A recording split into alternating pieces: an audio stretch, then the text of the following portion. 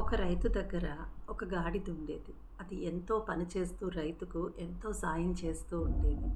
అయితే ఒకసారి ఆ గాడిద అలా వెళ్తూ దగ్గరలో ఉన్న ఒక బావిలో పడిపోతుంది. గాడిద కనపడకపోయేసరికి వెతుకుతూ వెళ్తున్న రైతుకు నూతిలోంచి వస్తున్నటువంటి సౌండ్స్‌ను బట్టి ఆ గాడిద నూతిలో పడిపోయింది అని గ్రహిస్తాడు. కానీ ఇప్పుడు ఆ గాడిదని బయటికి తీసుకురావడం వల్ల ఉపయోగం ఏముంది అని చెప్పి చుట్టుపక్కల వాళ్ళకి చెప్పి, ఈ గాడిద బయటికి రావడం వల్ల ఉపయోగం లేదు. మీరు మట్టి పోసి పూడ్చేయండి చేయండి అని చెప్పి చెప్తాడు. సో, చుట్టుపక్కల వాళ్ళొచ్చి ఆ నూతిలో మట్టిని పోస్తూ ఉండడంతో గాడిద భయంతో ఇంకా అరవడం మొదలుపెడుతుంది. కానీ వాళ్ళు ఆపకుండా మట్టిని పోస్తూనే ఉంటారు. అప్పుడు గాడిద అనుకుంటుంది, నేను ఇలా అరవడం వల్ల ఉపయోగం లేదు. నన్ను నేనే రక్షించుకోవాలి అని చెప్పి ఒక ఉపాయం ఆలోచిస్తుంది.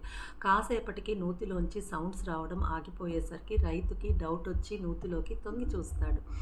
ఆశ్చర్యంతో నోరు వెళ్ళబెడతాడు. ఏం చేస్తుందంటే గాడిద మట్టి పోసిన ప్రతిసారి గట్టిగా దులుపుతుంది. దులిపిన మట్టి కిందకి పడడంతో దానిపై అడుగు వేస్తూ మళ్ళీ పైకొస్తుంది.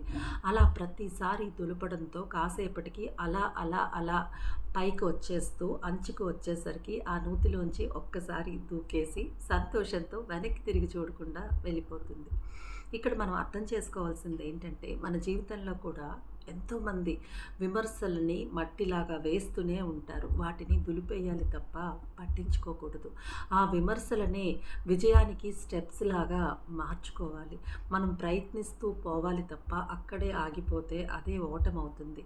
ఎంతమంది మనపై విమర్శల వర్షం, విమర్శల మట్టి వేసినా సరే దులిపేస్తూ మనం విజయాన్ని అందుకోవాలి తప్ప మనం బాధతో అక్కడే ఆగిపోకూడదు అనేది ఈ స్టోరీ చాలా చక్కగా చెప్తోంది కదా. సో, మీకు నచ్చిందా? నచ్చితే మర్చిపోకుండా లైక్ చేయండి, షేర్ చేయండి, కామెంట్ చేయండి. పనిలో పనిగా సబ్స్క్రైబ్ చేసుకోండి. సరేనా? బాయ్.